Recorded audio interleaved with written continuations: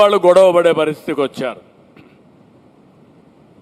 Parents కూడా వదిలిపెట్టి వెళ్ళే పరిస్థితికి వచ్చారు. ఆ సమయంలో ఆ ఊర్లో ఉండే ఎన్ఆర్ఐ వచ్చి ఇవన్నీ చెప్తే నమ్మశక్యం కాలేదు, నమ్మారు. నమ్మడం ఒక స్టేజ్, నమ్మిన తర్వాత ఆచరించడం ఇంకొక స్టేజ్. ఈరోజు మీరందరూ కూడా ఎందుకు సార్ మీకు ఈ పనులన్నీ, మాకేదో 10 రూపాయలు ఇచ్చేసి తీసుకెళ్ళిపోతాం కదా, ఖర్చు పెట్టుకుంటాం కదా అనే ఆలోచన వస్తుంది.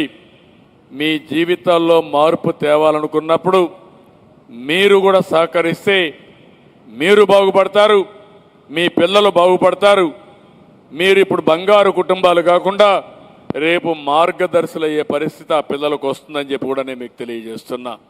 అందుకే ఈ కార్యక్రమానికి అందరూ కూడా సహకరించవలసిందిగా మరొక్కసారి కోరుకుంటూ ఈరోజు మీరు చూపించినటువంటి చొరవకి అందరికీ నమస్కారాలు తెలియజేసుకుంటూ, నా జీవిత ఆశయం, నేను ఒక మిషన్ అప్రోచ్తో పోతున్నా.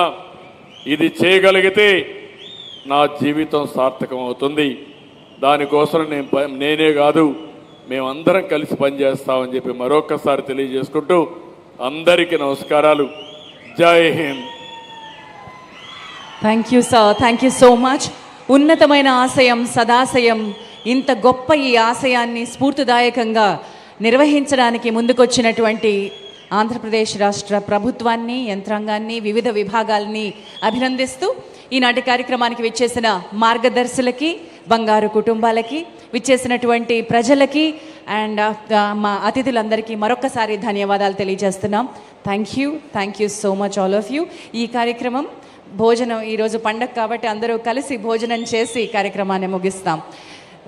మరొక్కసారి అన్ని విభాగాల తరపున ఈ కార్యక్రమానికి